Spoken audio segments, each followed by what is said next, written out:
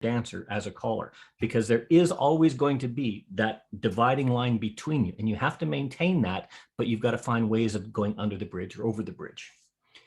You've got to learn to use open questions when dealing with these kinds of situations. And open questions are the ones that begin with how or what. Things that are a process question, not like what's your name, but what do you think about that? Something that's going to cause them to think and help clarify the problem and actually identify what this individual or this group of individuals actually wants. A good trick for this is paraphrasing for confirmation. So when they're talking to you, listen to clues about the cause of what the conflict is, and you can confirm your understanding by paraphrasing what you've heard. It makes them feel that they're actually being heard. You may not agree with it, but they're being heard. And this is one of the tricks of active listening. Use active listening techniques such as paraphrasing or labeling emotions, effective pauses, open-ended questions, and validation to enhance and to advance that conversation. You need to explore options. You need to acknowledge that person's reality and then ask yourself the what if question. What if I did this? What if this happened? Oh, what if, I see. These are problem-solving questions that introduce options into the conversation. And once you have options on the table, then you can have an open discussion. One thing that we don't tend to do is examine the consequences as appropriate. If you got one of these difficult people, you need to ask that person to articulate the consequences of a specific action. For example, tell me what happened when this was called, or tell me why you think the caller is making it hard for you. If you can't examine the consequence of what's making them be a difficult person, you haven't got to the source of what the problem is. And finally, you need to be able to agree on action steps and timeframes. In asking for confirmation, then rephrase what that individual is saying by saying something like, quick paraphrase, is that right? Do I understand you correctly? That way they know they're being heard, what they're saying is getting out, and you're actually taking an interest. So now they're more able to listen, and they're more open to listening to your point of view, not just spouting yours. So that's just a very, very quick review of some active communication principles, and we've talked about those before. So when we deal with these difficult people, especially as a caller, we have to think that, it's natural to gravitate towards those relationships that bring us the most happiness in growth and fulfillment. And pretty much that's why we became callers in the first place. That's why we square dance. However, in square dancing, just as in life, despite our best efforts and intentions to the contrary, we're going to be forced to deal with challenges in relationships and difficult people. And navigating those interactions can often result in stress, tension, anxiety, and all those things that negatively impact your mood and expose you to unpleasant emotional toxicity if it's poorly handled. And it will leave you with not only a bad feeling, but it could also leave others with a very bad impression of you if you don't deal with it properly. So when dealing with difficult people, it's important to remember that everyone you encounter is doing the best they can from their own level of consciousness. Okay, that's their perception. That's why it's so important to try and avoid judging their behavior. No matter how hard it is, no matter how it may appear from your perspective, few, if any, of these really difficult people that come into square dancing are deliberately trying to be the bad guy or the villain. They're simply making the choices that seem best for them from where they find themselves at that current moment, regardless of the amount of mayhem that it may be bringing to others and bringing into the experience of others. Every one of us as a dancer or as a caller or as a teacher or as a coach has had to deal with that difficult situation that is instigated by one individual or individuals that have a different opinion from you or are not impressed by something you've said or you've done. They think that they're better informed or more knowledgeable than you, and they want to prove it not just to you, but to everyone. One thing that happens a lot, they're jealous or they're afraid of what you are or what you may become as a caller because, suddenly you're better than them. There's hundreds of reasons like this. And you also have to take into account that sometimes people are just asses. There's nothing you can do about it. That's just the way some people are. And if you can identify these kinds of things, you'll know how to recognize them. We'll talk a little bit about that later. So what's the secret? The secret of dealing with difficult people is actually quite easy. The first and most important lesson is to ask yourself 4 questions quickly before you respond. Somebody's created a situation or giving you a hard time. Just take a moment, ask yourself these 4 questions. What just happened? You've got to distinguish observations from evaluations. You've got to, okay, what am I seeing? Not judging. Okay, I've got to be aware and I've got to be clear of just what happened. Then you've got to identify, what are these feelings that are arising in me? Taking responsibility for emotions and your beliefs without slipping into that victimization role that a lot of us do. Okay, if you don't recognize your own feelings and you're not able to deal with them, you cannot diffuse a situation. It's impossible. You've also got to identify, what do I need? This is you talking to yourself. What do I need that I'm not receiving? You've got to identify your own needs rather than assuming others' needs automatically know, and rather than assuming others might automatically know what you need in this kind of a situation. It's a very important skill when you're faced with a conflict situation. You have to say, what do I need to make myself feel good about this situation? And you have to ask, what am I actually asking for? Specifically formulating a request for what you need, and then you've got to surrender that outcome. And that's a hard thing to do, is what do I need? And then I've got to get rid of it. I've got to put it aside for a minute. And it's the simple process of achieving your own introspection to deal with this situation. And you've got to start by looking inside yourself, not reacting to what's happened. And that's the difficult part. Okay.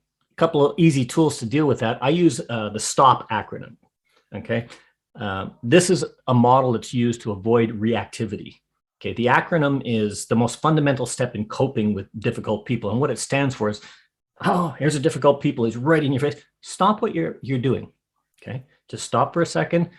Don't have that knee-jerk reaction, that automatic, okay, I want to punch this guy in the face, or I want to argue with him, or just tell him he's wrong. Just stop for a second. Take 3 deep breaths. Force yourself to do that. That allows you to center yourself. You know, people say count to 10, 1, 2, 3, 4. And some people do that out loud. It doesn't help. Just take 3 deep breaths, center yourself. That pause allows you time to ask those 4 questions. You've got to observe, how do you feel? How does your body feel? Are your ears burning? Are you angry? Are you embarrassed? Because if you don't recognize how you feel, you can't control your own response. And if you can't control your response, you've already lost this. You've got to proceed with kindness and compassion. And that is usually the hardest thing to do, because most of the time the conflict needing resolution is embarrassing. It's hurtful. It might even be belittling to you. And you've got to say, I can move past this to deal with the situation. Because there is only one thing that you have control of. No matter how challenging that difficult person or that difficult relationship is, that pause is going to help derail the emotional reaction that's primed to take over you in that heat of the moment. And the only thing you have control of is your own reaction. So that's step 1, stop. Step 2 is see through what we call the control dramas. Now, control dramas are manipulative behaviors that people often fall into when their needs aren't being met. And there's really 4 primary control dramas, and you can recognize these when you hear them. It's seeing them in people that's difficult. The first is being nice and manipulative. Oh, that's really, really great. I love the way you call that. You know, oh, it's great. You could probably do this, this, and this. The person wants you to workshop something that you didn't really want to workshop, but they're being so nice and they're manipulating you into a corner where you got to do something that they want, even if you didn't want to do it. There's being nasty and manipulative. You don't know it. You know, I was dancing at Don Beck the other day, and he was calling this thing. There's no way you're even anywhere in his category. Well, in my case, that's true. There's no way I'm in his category.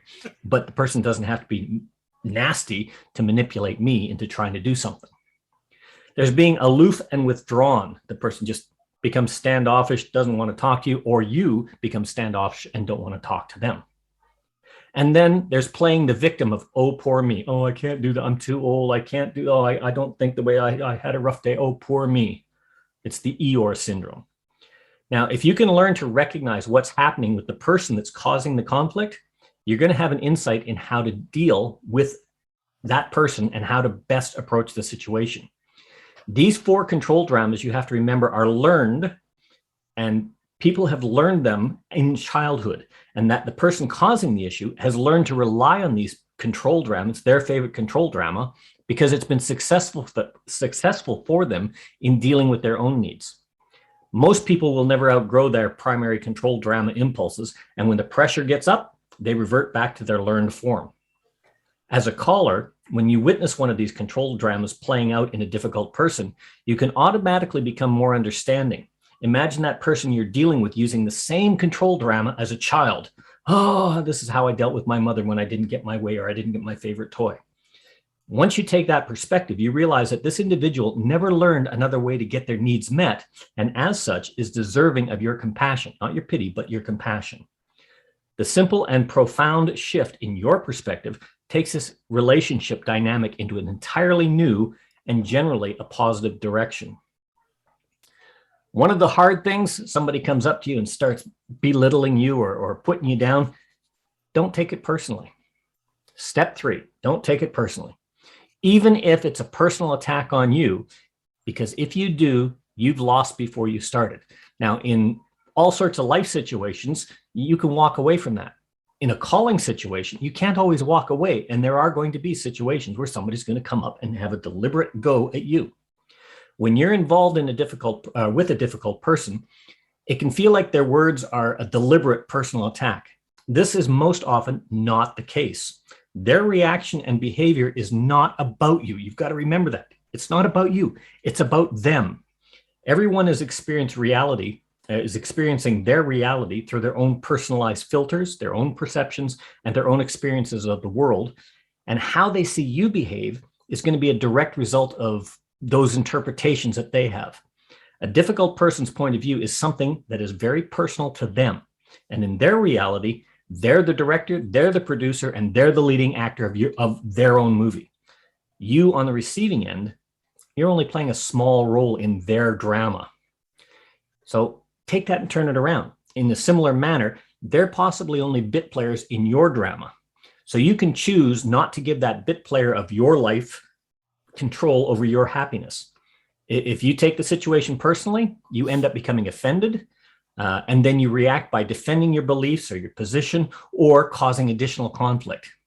In refusing to take things personally, what you do is you diffuse the ego and you help de-escalate difficult conversations and get rid of that potential conflict.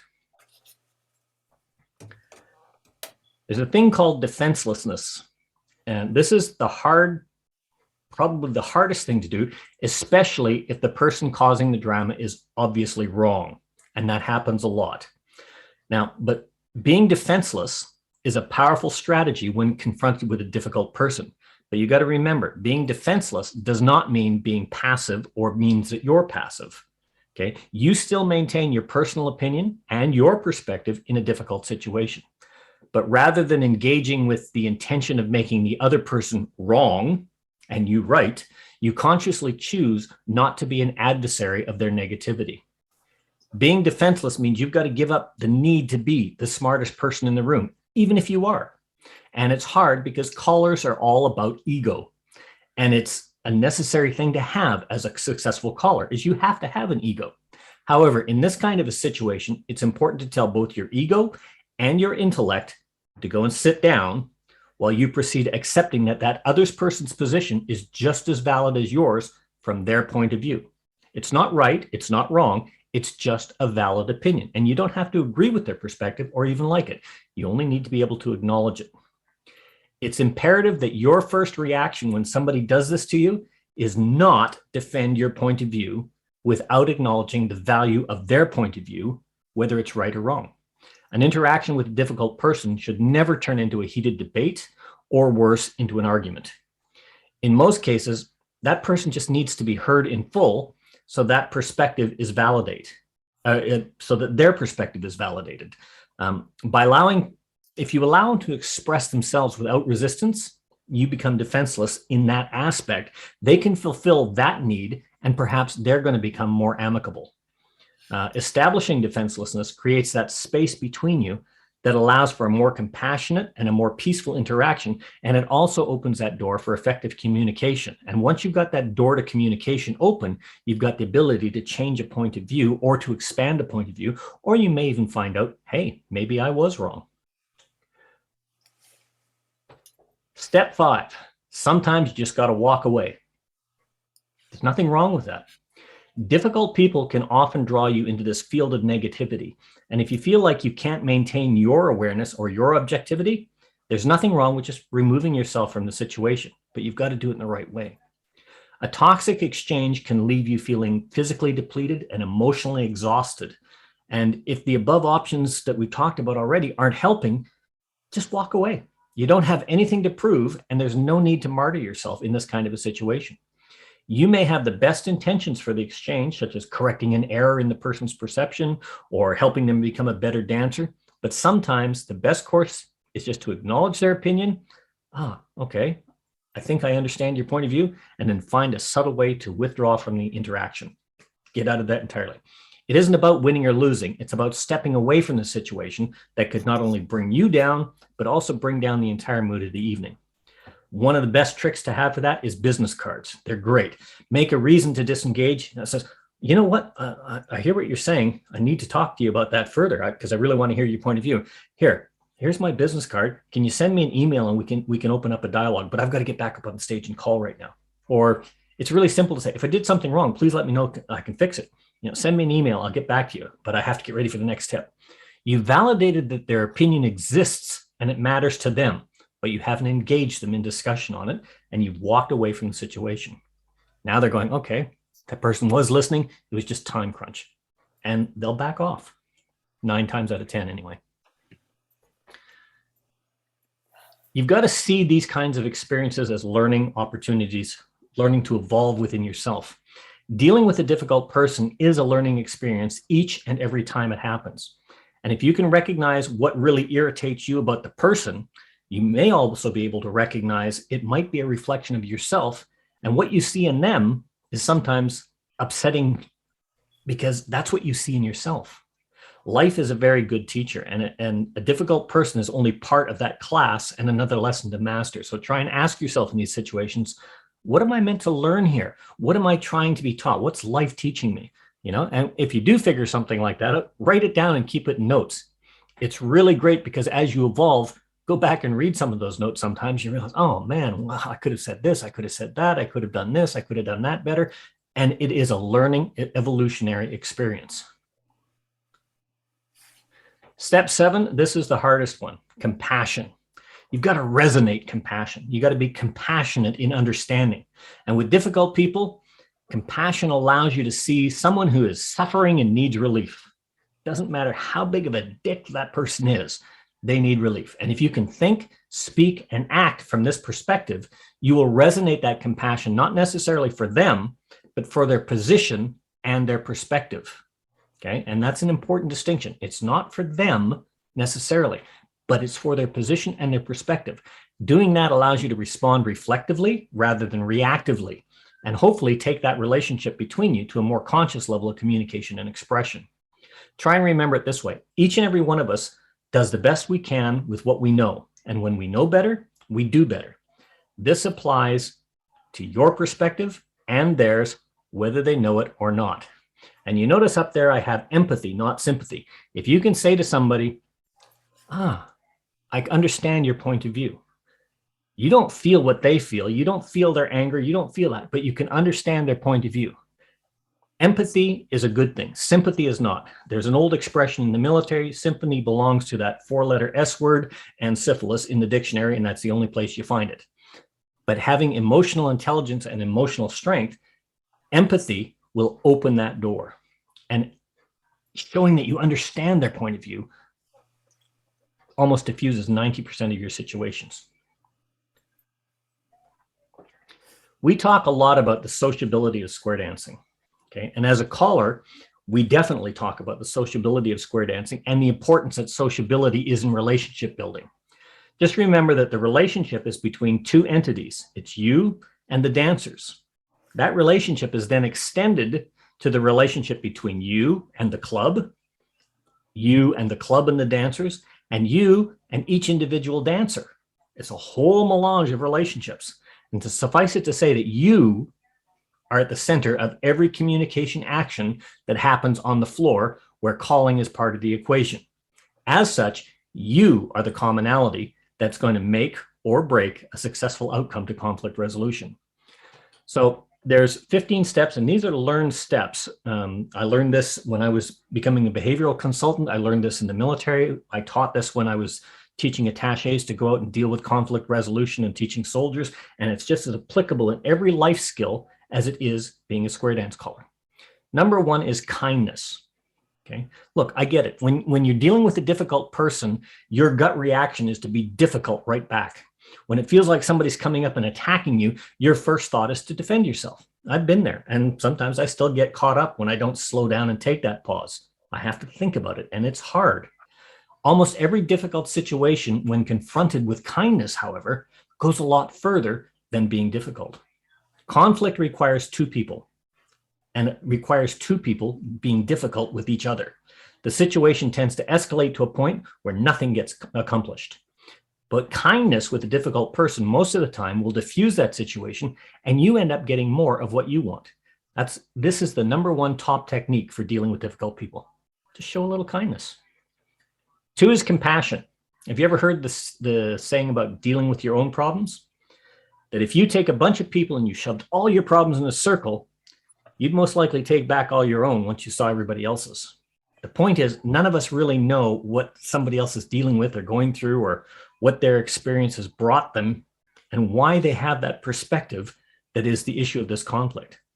Most often, if you show a little compassion to that person who's being difficult, you'll find that they can't help but respond back to you in a positive manner. So we need to open our eyes and see when other people need that little bit of kindness.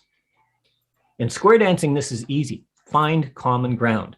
Build that connectivity. Okay. Have you ever noticed when you met somebody or talking to somebody for the first time, finding something in common creates a strong initial connection? Okay. We all love to feel like we're part of a group, like we belong. That's why we square dance. This is a great expert technique to deal with difficult people, and one you should keep in the top of your mind. It's especially important when you as a caller are challenged, or you're in a situation dealing with a dancer or another caller. If you can find that common ground that's already there for you to build on, you've got a foot in the door already to open communication. And when you're able to state an understanding of the person causing conflict and can express empathy from a point of knowledge to understanding their situation, it makes it much easier to have a smooth conversation rather than having an argument. Number 4, stay calm. Most of the time, you're going to say, or let's put it the other way around. Most of the time, somebody's going to say or do something to you at a dance that's going to alter your mood. It's going to cause your ears to burn. It's going to cause you to see red. And this has happened to me several times. It's frustrating and it's infuriating. It's even more so that when that person only seems to be intentionally making it more difficult for you. Just remember, responding in kind is only going to make it worse, not better. So if you can, find the patience to stay calm and wait a little while for responding, because the results are much better. Remember that STOP acronym? T, take 3 deep breaths. That gives you that little pause. The ability to stay calm when dealing with a difficult person is going to help you greatly. Once you get there, you've got to share your side. Don't tell them what it is. Don't tell them what you think. Share your side. Listen to theirs, share your side. It's important to listen to their side, but once you've acknowledged the value of their perception, not agreement, but the value of their perception, they're going to be more inclined to listen. And sometimes being able to articulate to a difficult person where you're coming from is going to make a big, big difference. Whatever you do, however, do not script a standard response. A lot of people do this and it just creates a bigger problem. When presenting your perspective of a conflict situation, putting into a context relative to that specific situation and that specific perception will sometimes make a huge difference. A scripted response doesn't. This is where empathy, never sympathy, goes a long way in communication. Respect. What it says there is no respect equals no communication, and that is absolutely true. Nobody likes to be treated as if they're stupid or incompetent or just plain wrong. And when dealing with even the most difficult person, treat them with respect, no matter how difficult it is. It goes a long way to diffusing a situation, but also doing so will raise your profile, their perception of you, and their perception of that person and any others that are around, how you deal with the situation. You're going to say, wow, how did he maintain his cool on that? Oh, wow, look at the solution he found. We've never been able to deal with that guy before, and he did that very quickly. But if you start attacking someone and acting like they're stupid, you might as well be slamming the door shut on the conflict. And that's, likely slamming the door shut on ever being asked to come back and call again. Okay. If you treat someone disrespectfully, no matter how right you are, no matter how big a problem they are, it will almost always make things worse. And at a bare minimum, that other person will not want to do anything to assist you in resolving this conflict. It's the same, it's the golden rule. Treat others like you want to be treated, and that is with respect. Ignore them. Yeah, I said it. Rarely, but sometimes there are people that just want to be out for the negative. They're just looking to be negative, and they want somebody else to feel worse so they can feel better about themselves. I don't need that in my life. I don't need that at my dance, and neither does anyone else. And sometimes the best course of action with a difficult person is just to ignore them or avoid them. As I said earlier, give them their business card and walk away. Okay. In some cases, it may even be worth the effect or the effort of letting them know how kindly, let me rephrase it, letting them know in a kind way that their needs could be better served elsewhere or with a different activity, and let them know they could probably find someone else who could assist them in the way that they're wanting. Square dancing might not be the option for them. Okay. Control. This isn't just about you. You've got to control yourself, and you've got to control the situation. And there's a lot of things in life that we can control, and there's a lot more things that we cannot. You can only focus on that which you have control over. This is especially true with difficult people. You may or you may not be able to control that person that comes up to you with a technical, "You're wrong." You can, however, control getting a group together with that person and saying, maybe we don't know all there is to know about this movement. Let's all get together and, okay, explain your point of view. Let's have a look at it. Let's all do it. And that way they think, the person being difficult thinks they're helping and they're in control, when in reality you are. And this opens up the communication. It allows you to open up that avenue to a correct perspective. And who knows, sometimes that confronting personality might actually be right, and you might learn something. It does happen. I think I just did control, didn't I? Okay. You've got to look at yourself.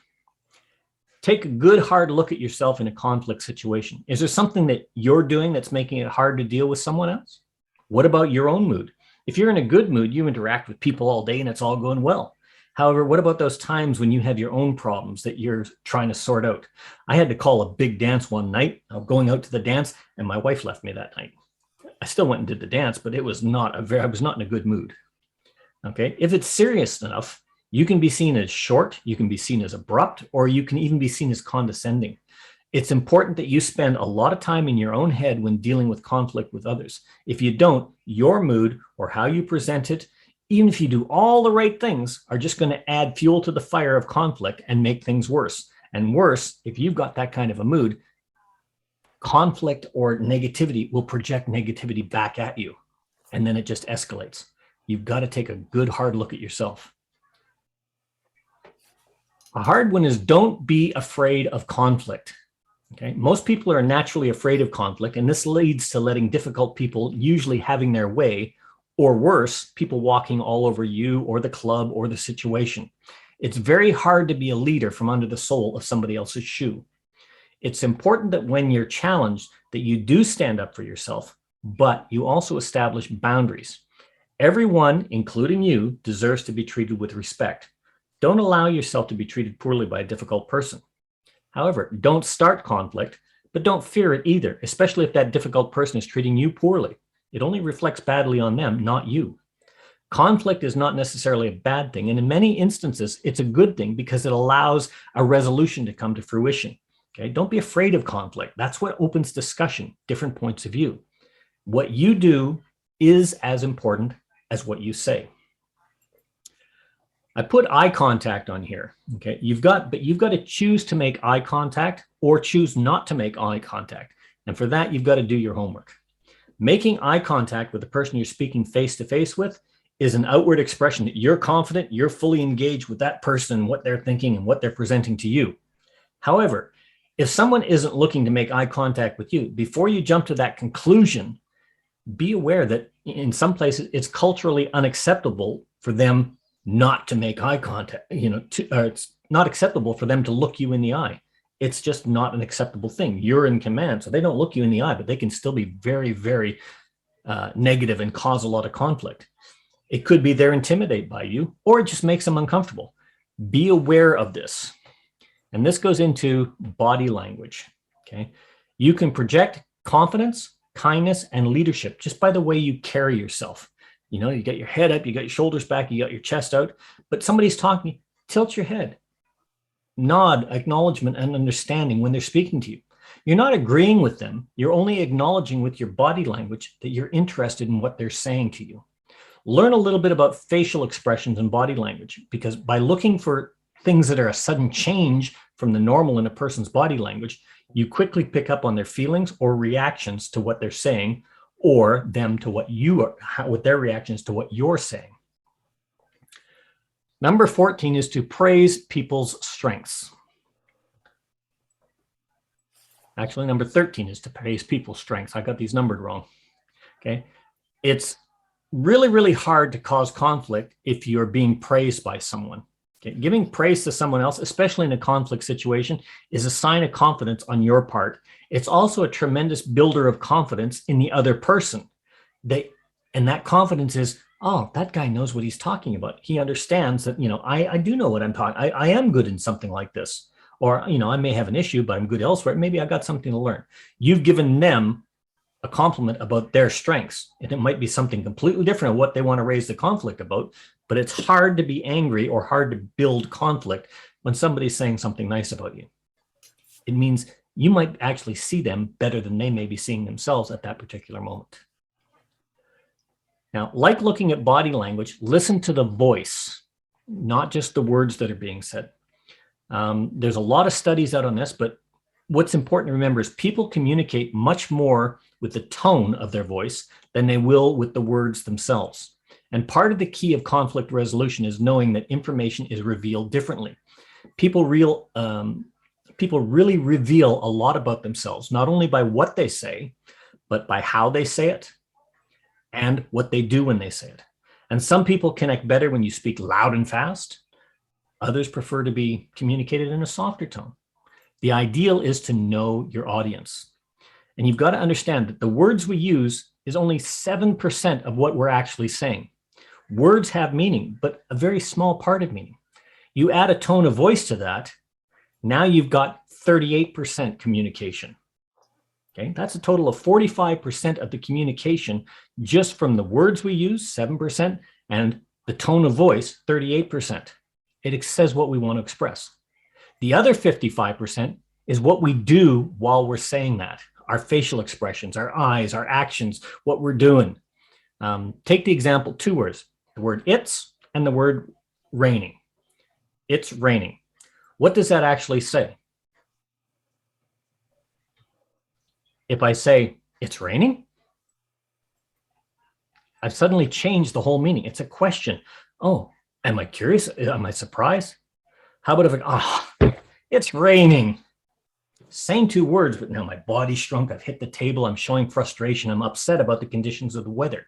I've communicated so much more by what I'm doing than just the words I'm using. You've got to be able to look for those. Okay. Smile and be polite. Okay. You really got to do that. People that smile are generally more accepted and confident. It shows that you're in a good mood. Tell your face to smile. In your body, physiologically, you trigger what's called mirror neurons. They're the happy feelings. And these mirror neurons are triggered in others, and it forces them to smile. And it's really, really hard to argue with a smile on your face. People with great social skills are approachable, and nothing says better, let's be friends, more than a genuine smile. Similarly, words like please, thank you, you're welcome are respectful, and they're free, and they go a long way to diffusing a situation. But you've got to be genuine with them and use them often. Make them part of you. Okay. And the last one, you've got to provide value. In any conflict resolution situation, it's important that you provide value, because if you can't get out of the situation, let's rephrase that. If you can't provide value, you can't get out of the situation. It's that simple. This means that you have a fairly good social skill, and you've got to have it to be able to provide something of value to the person causing the situation, whether that value is understanding or clarification, without getting anything in return. You've got to give and not get. And that's the joy of Christmas. You know, it's giving, it's giving, not getting. If you can do that, then sometimes, if you can't do that, then sometimes it's necessary just to listen and say nothing at all. In a number of conflict situations, people don't need to hear your opinion, and nor do they want it. They just want to be heard. Remember that the next time you want to chime in and give that empirical data supporting your side of the argument. You know, stop and ask yourself the question, do I want to be happy or do I want to be right? More times than not, being happy means conceding the argument, not right or wrong, just conceding the argument and enjoying the company of others. Accept their opinion with a positive note and go elsewhere. You know, I didn't realize that causing that would cause you trouble. I'll have a look into that. Thank you. And walk away. You know, you validated their opinion that they had trouble with what you called. You acknowledged their worth and you acknowledged the validity of their opinion. You didn't agree with it. I'll have a look into it and walk away. Okay. Their opinion was heard, but you're not going to deal with it. I don't need that crap in my life. Neither does anybody else at the dance. Conflict situations like this are going to arise all the time. They can be very contagious. They can be detrimental to an overall mood or an atmosphere. And it's even worse if it gets to you, because you will spread it quickly. You do not want to be that person that transmits somebody else's negativity or your own by extension through that microphone. And if you're faced with it, then you're going to be the person who ends up finding the upside of a difficult situation and keeping it all in perspective. Don't be unrealistic and don't be overly positive, but be the person that looks at a conflict with a difficult person and focuses on what you can control to diffuse the situation. So when a situation arises, ask yourself, am I the cause? And as a caller, if the problem is danceability, choreography, definitions, flow, or any other aspect of something that happened at that dance while you were calling, the answer is yes, you are the problem. Now, before you start to argue about that, let's set your own opinion and ego aside for a minute and look at this from a different perspective. This is the hardest thing to accept because it's important to be introspective at yourself. Many times we deal with a difficult person because it's something that we have done knowingly or inadvertently that has caused a reaction which has escalated to a conflict situation. And I'll use the old classic example here. You're at a dance and things are going well and you're having a really good, solid mainstream program, lots of variety, everything's going good, the dancers are comfortable and happy, and you finish your patter caller by saying, heads face grand square. And a dancer stops right there in the middle of the huff, waits to the end of the music, and before you can put that singing call on, he goes up the stage and yells at you, called that wrong. It's not heads face, it's sides face grand square. Okay. Now, is that dancer correct in feeling the anxiety of you calling? Did you call it wrong? In that dancer's mind, the answer is probably yes. But that's not your fault. You were the cause of the reaction by calling something. Right or wrong doesn't matter. What matters is how you're now going to deal with this situation. You were the only one that delivered this message, and it was a message that this dancer has been trained to think is wrong. Is your choreography wrong? No.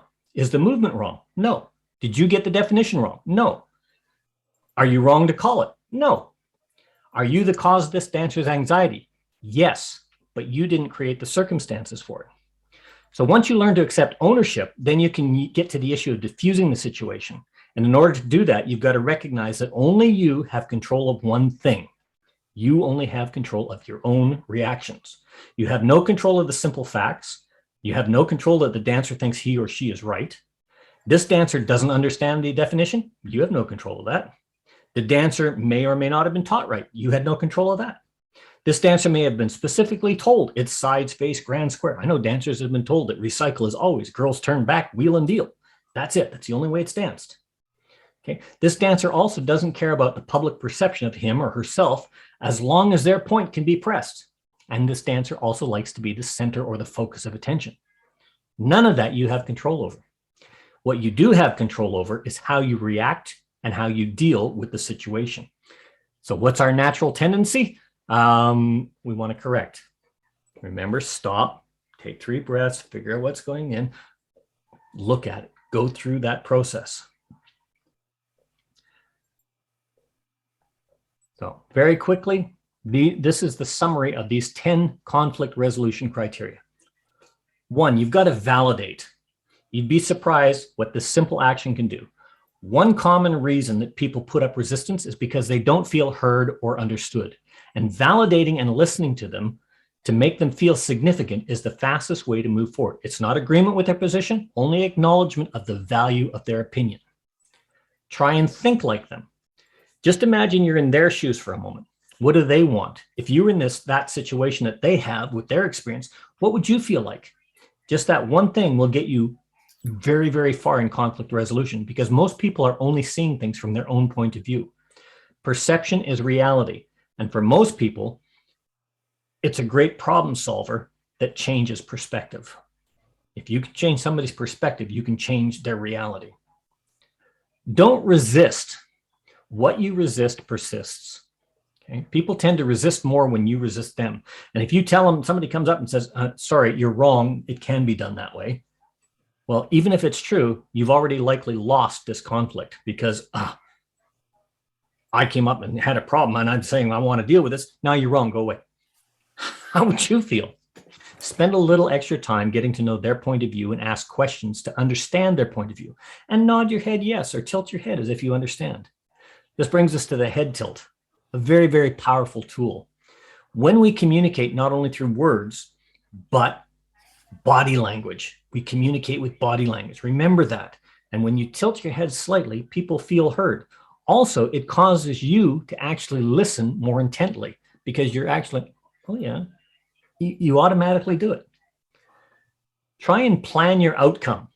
Before communicating, remember that stop principle? Stop and think about how you want to feel as a result of what you're about to discuss. Usually what you want is relief, okay? And that you also want this problem child to go away. However, it's important that you know how you want to make them feel, and that's validated. And finally, you must be flexible, just like you want them to be. So you got to plan your outcome of what you want to do at the end of this conflict. Try and remember, what is the lesson?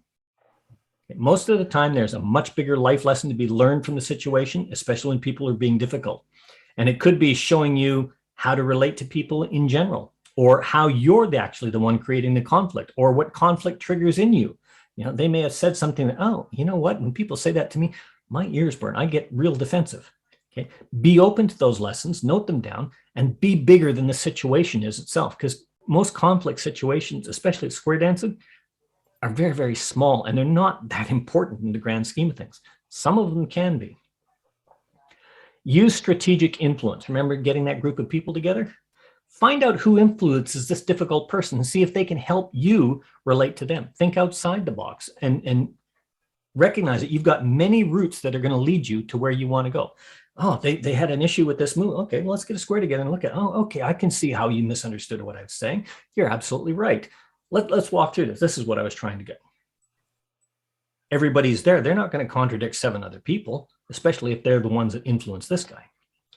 Try and create a bond with that person. Sometimes this can be by changing the subject and agreeing on something totally different than the matter at hand, just to create that bond. Sometimes even a negative bond might do the trick, but be careful. Do not make a habit of negative bonding. But if you find something to agree on that's positive, then you can you've brought the conversation and the difficult situation up to a positive note, then you can start communicating. Downplay the situation. It's really, really hard when somebody comes up to you with a real strong negative or in your face. You're wrong. You can't call that. That's not done that way. Don't feed that negativity. Big responses are like saying something and somebody writes that long, long email, and all it does is escalate a difficult situation. You don't want to do that in a hall full of people. You don't want to call out that person's behavior with a grand reply. Oh, you're wrong. Hey, listen, everybody. Joe Bloggins here says you can't do heads, face, grand, square. What do you think about that? Well, guess what? you've just escalated that situation and you become the drama queen and you look like an idiot. You're not going to get asked back. Instead, calmly listen and listen with care. That person won't feel defensive, but they will generally feel understood, even if they're wrong, and then they'll be open to listening.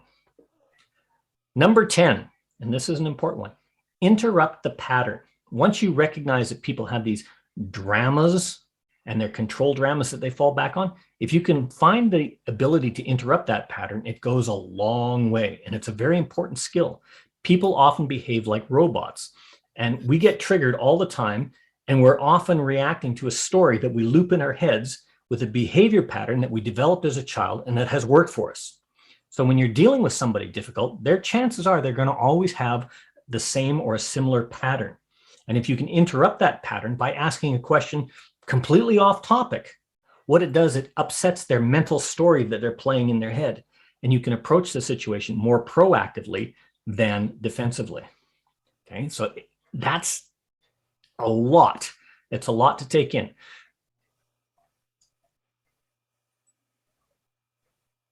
Oh, where's my question slide? My question slide's gone. Anyway, that's the essence. Now, that's a session that I have given and I've modified, but I've given that to attaches. I've given that to workers in the environment. I've given that to rangers. I've given that to police officers. We've dealt with conflict resolution situations across the board. And as a behavior consultant, those are the things that happen in every life situation. But it's something that we as callers don't spend enough time on, because we as callers are the people that generally are not only the person that causes the conflict for whatever reason. You can't call that. I never learned it that way. But we're also the people that get called on to resolve difficult situations. One of them that we've had recently was actually the demise of a club. There was one person who was there. I dealt with him at a dance, not a problem. And the rest of the dance was good. But he kept coming back to the dance. Sometimes he was drunk. Sometimes he was belligerent. He did not know how to dance. He insisted on getting up on the floor, even though they had new dancers and they had mainstream dancers. He didn't know how to dance.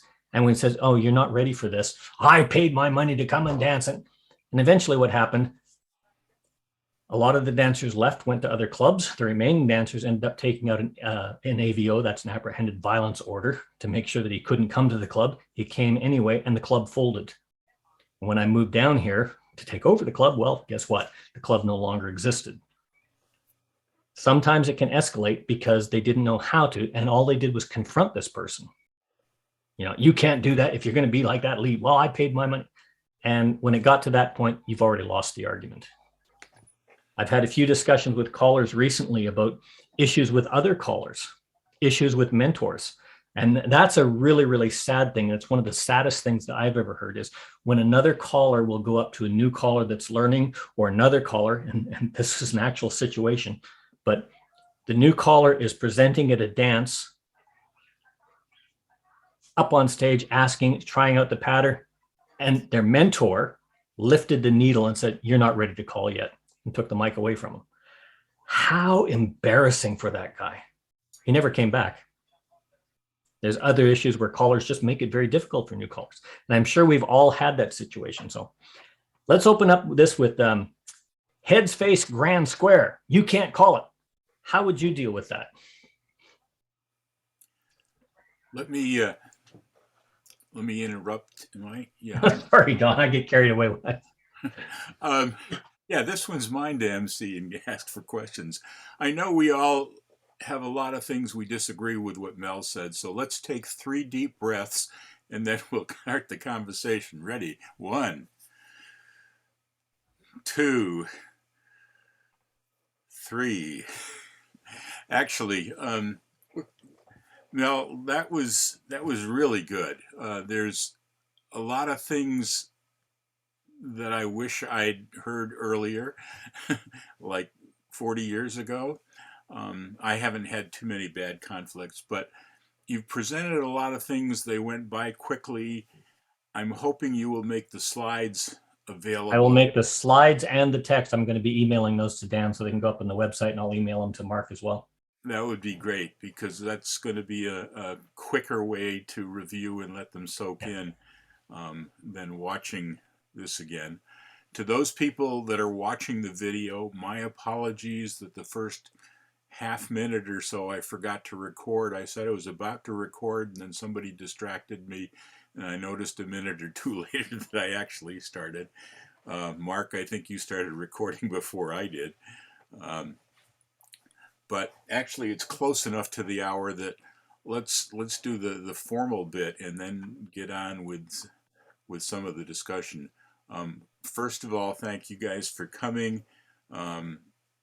We mentioned in the pre-session that there's likely to be fewer people here because there's an Australian National Convention, because there's the New England Square Dance Convention, because NEFA, the New England Folk Festival, is on this weekend. And at least 3 of our Swedish regulars were all together and said hello, and then had to go because they were doing some caller training and dancing for newer callers. So we have a smaller group, but I'm sure they're going to watch the video. You guys that were here, thank you for coming. Yeah, after a 2-week break, I had to figure out how to do this as well as the hosting part. I especially want to thank Mel for, I'm glad you filled us in, Mel, that you've presented this other times, because it sounded like an awful lot to prepare for just this group. Well, like I said, I presented this at my caller schools and my sessions as well, but in a very brief form. And every time I did, I was asked, "Oh, can you expand on that? Can you expand on that?" And in one session, what happened was we had a caller school which ran for an entire week, and we had 4 weekends that we were actually talking. They asked for a 5th weekend, an entire 3-day weekend, just to talk about this subject, which is still not enough. But what you've got there is just the synopsis of what is actually about a week's training of interviewing, debriefing, elicitation, social conflict resolution that goes to attaches, to field agents, to intelligence operators, to diplomats, all about dealing with conflict resolution in life and life situations and business, truncated into a 45 or a 50-minute presentation. So I realize it is very, very, very fast, but it's something that's needed. Do you ever do role playing in this kind of thing? Because that would be fun. When we prepared to do HUMINT operations, traveling abroad, it's actually about 4 weeks, and then you're off to England, and then you're doing another 4 weeks in training there, and then you're doing resistance to interrogation. You're doing interviewing, debriefing, elicitation, conflict resolution, with all sorts of role-playing situations, and it's a learning experience, and it's a lifelong learning experience. But one of the things that I would very, very strongly recommend to everybody is there's a group called Personality Insights. It's the DISC model of personality, behavior personality evaluation. It gives you a strong insight to look at yourself, but also dealing with others. And there's lots and lots of material on conflict resolution. It's a whole world unto itself, but it basically boils down to the STOP principle for yourself, those principles of how to deal with it, and just the 10 common sense things to remember that I summarized at the end. If you can keep those in your mind and get them fresh and practice them, they're not only going to help you as a caller, but they're going to help you in everyday life. As I was about to say, anyway, let's give a big round of applause to Mel for the presentation. I really appreciate it. You can tell it's something I'm passionate about. Yeah, and what I generally ask people to, when they present, is, what are you passionate about? We hit the nail on the head here. The usual thing is, if you've only scheduled an hour for this, feel free to leave without